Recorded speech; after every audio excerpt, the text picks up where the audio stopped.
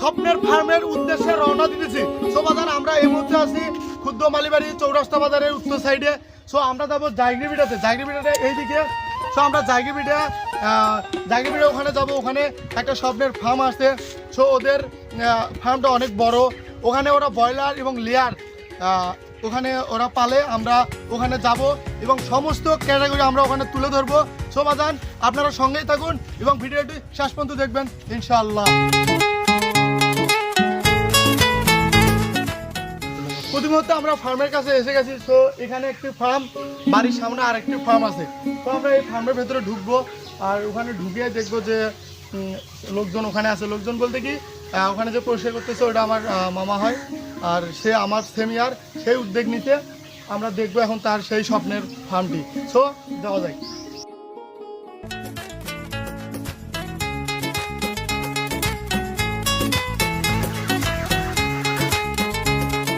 আমরা ইতিমধ্যে ফার্মের ভেতরে পরিষ্কার করতেছি। এখানে পরিবেশটা অনেক সুন্দর।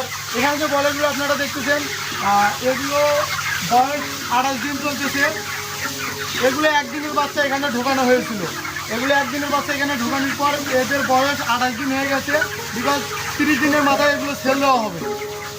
পরিবেশটা আসলে অনেক সুন্দর এবং চমৎকার। আর আপনারা একটু, আমি পরিবেশটা একটু ঘুরে দেখাই, আপনারা একটু দেখেন।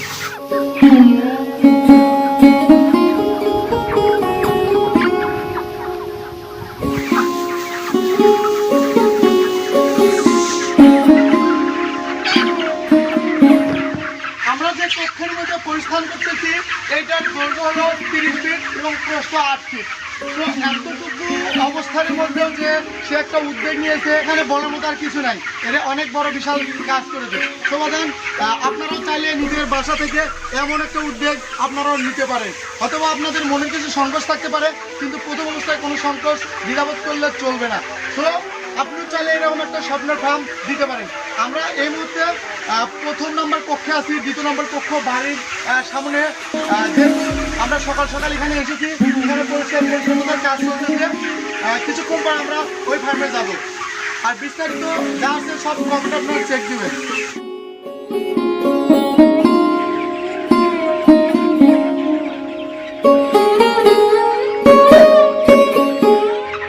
আপনারা যদি স্বপ্ন দেখতে চান, স্বপ্নকে বাস্তবায়ন করতে হবে। আর বাস্তবায়ন করতে হলে প্রচুর পরিশ্রম করতে হবে। যেমন এখানে একটির পর একটি খাদ্য দেওয়া আছে। এখানে খাদ্য দেওয়া আছে, এখানে পানি দেওয়া আছে। তো প্রত্যেক দিন এটা পরিষ্কার করতে হবে এবং পানি দিতে হবে। আর খাদ্য রেগুলার সময় এবং সঠিক সময়ে খাদ্য দিতে হবে।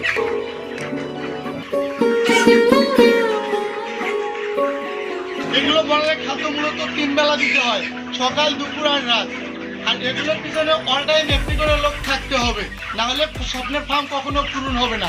আর যার কারণে আজ আমার মামা এখান থেকে সফলতা অর্জন করছে। আবহাওয়া তীব্রতার কারণের জন্য এখানে একটা ফ্যান সেট করা হয়েছে, যাতে এই পরিবেশটা ঠান্ডা এবং উষ্ণ থাকে। আর এখানে অন্ধকার হবে, রাতের আলো ফুটানোর জন্য 8টি লাইট দেওয়া হয়েছে। আমরা এখন 2 নম্বর কক্ষে যাবো। 2 নম্বর কক্ষটা বাড়ির উঠানে, ওই যে ওখানে। আমরা এখন ওখানে পরিদর্শন করবো। চলে যাওয়া যায়।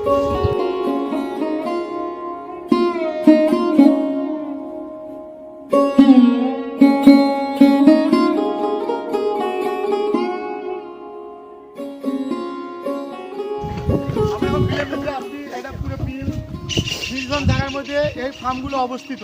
আমরা ওখানে গেলে অবশ্যই বোরিং বোধ করবো না, ফিলিংস উপভোগ করবো।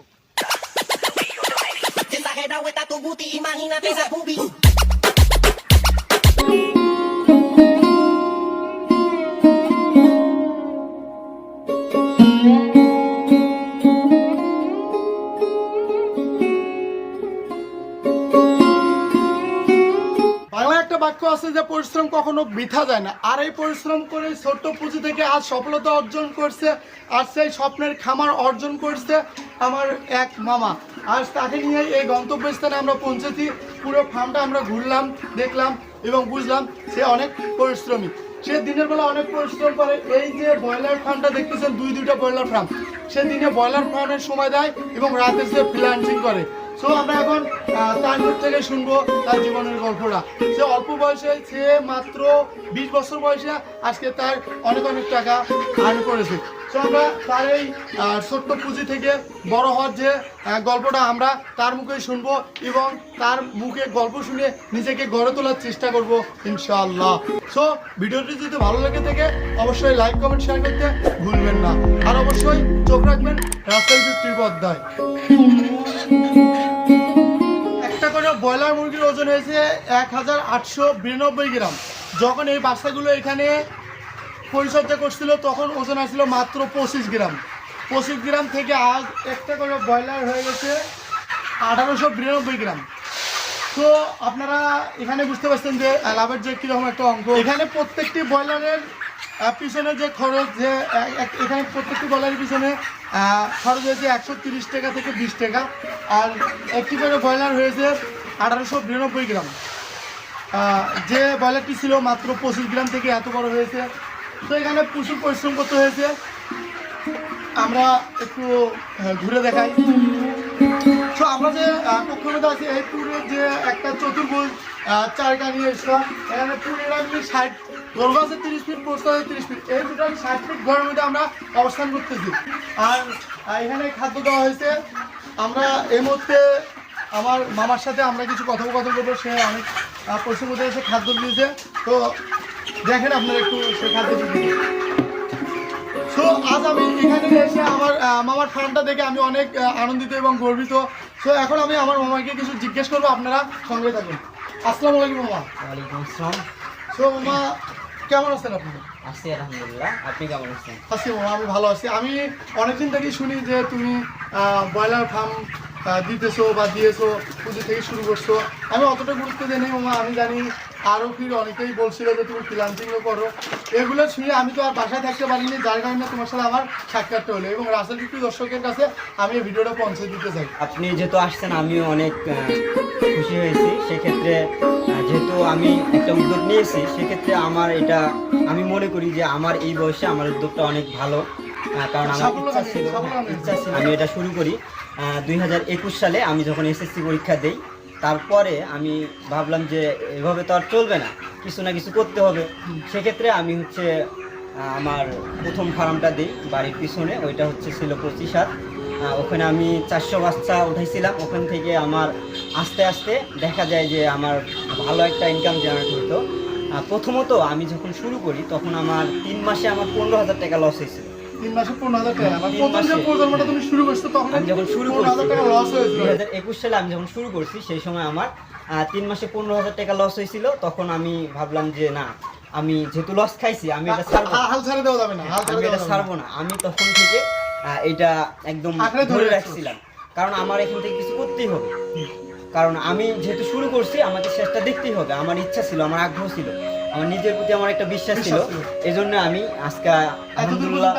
এখান থেকে তোমার যে প্রথম যে তুমি ব্রয়লারগুলো যখন ঢোকাও, যখন প্রজন্ম হয়, যখন ছোট ছোট বাচ্চা থাকে, তখন তুমি কয়দিনের বাচ্চা এখানে আনো? এখানে আমার বাচ্চার বয়স 1 দিন। আমি বাচ্চাটা তখন ওটা কত গ্রাম থাকে? বাচ্চাটা আমি অর্ডার দিই 3 দিন আগে, 3 দিন পরে ওইটা বাচ্চা ডেলিভারি দিয়ে দেয়। 1 দিনের বাচ্চা। বাচ্চাটার ওয়েট হাইস্ট গেলে এখানে 30 থেকে 35 গ্রাম হয়। সেক্ষেত্রে 30 থেকে 35 গ্রাম হলে এখানে দেখা যায় যে বাচ্চাগুলো কিছুদিন যাইতে যাইতে এদেরকে স্টেপ বাই স্টেপ যখন আমাদের ভ্যাকসিনগুলো দেওয়া হয়, আমার প্রথমত 5 দিনের দিন একটা ভ্যাকসিন দেওয়া পরে। তিনটা ভ্যাকসিন আমি ব্যবহার করি। আমি ভ্যাকসিনটা দিচ্ছি মূলত এখন গাম্বুরা, আর আরেকটা প্যারাগনের একটা ভ্যাকসিন, ওইটা ইউজ করি একদম কম। আর এখানে তুমি যে দিনে যে সময়টা দাও, এই যে ফার্মের মধ্যে তুমি যে দিনের সময়টা দাও, বিকজ তুমি রাতে যে ফ্রিল্যান্সিং এর সময় দাও, তো ফ্রিল্যান্সিং এর আনটা কিরকম, যে এইভাবে তুমি যে পরিশ্রমটা করতেছো, এটা দর্শকে একটু বলো যে যারা পরিশ্রম করে তারা অবশ্যই সফলতার মুখ দেখে। এইভাবে তুমি যে দিনে ব্রয়লারের ফার্মে তুমি সময় দিতেছো, রাতে ফ্রিল্যান্সিং করতেছো, অনেকে বেকার ছেলেপেলে আছে, তারা হয়তো বা নিজেকেই বাড়ির কোনায় গুড়ায় রাখছে যে আমার দ্বারা কিছু হবে না। এই সম্বন্ধে তুমি যদি আমার দর্শককে কিছু বলতে। আচ্ছা ঠিক আছে। আমার ফ্রিল্যান্সিং যাত্রাটা শুরু হয় 2022 সাল থেকে। আমি যখন ব্যবসাটা শুরু করি, তারপর আমি এরকম এখান থেকে যখন একটা ভালো ইনকাম করতেছিলাম, তখন আমি ভাবলাম যে না, আমার শুধু এটা দিয়ে হবে না, আমার আরও কিছু করতে হবে। আদার্স আরও অন্য অন্য বিষয়ের সাথে আমার যুক্ত হতে হবে, তখন না আমি সফলতার পর একদম চূড়ায় পৌঁছাতে পারবো। চূড়ায় পৌঁছায়। যখন আমি হচ্ছে শুরু করলাম ফ্রিল্যান্সিংটা 2022 সালে শুরু করলাম, আমি কোর্সটা কমপ্লিট করি 6 মাসে।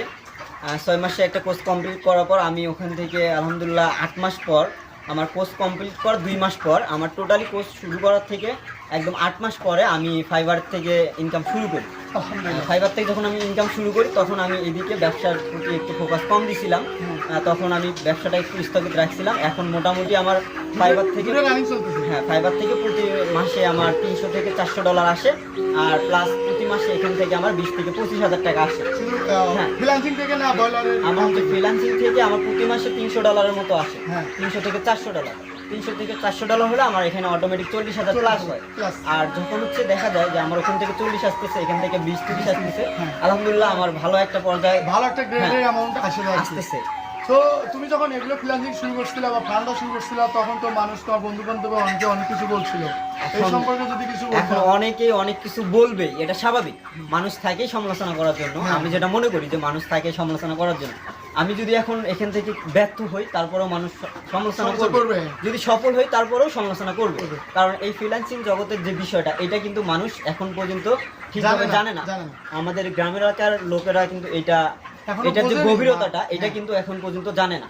কারণ যে ব্যক্তিগুলো এটার গভীরতা জানে, ওই ব্যক্তিটা কিন্তু অবশ্যই এটার পিছনে ছুটতেছে। কারণ এখানে ছুটলেই হবে না, এখান থেকে নিজের আগ্রহ, নিজের স্বপ্নটাকে বাস্তবায়ন করতে হবে, এটার জন্য ছুটতে হবে, তাহলেই সম্ভব। আর আমার প্রতি আমার বিশ্বাস ছিল যে আমি সারাদিন যাই করি না কেন, আমার রাত শেষে বা দিন শেষে আমার রাত্রেবেলা অবশ্যই আমাকে এখানে ম্যাক্সিমাম 5 থেকে 7 ঘন্টা সময় দিতে হবে।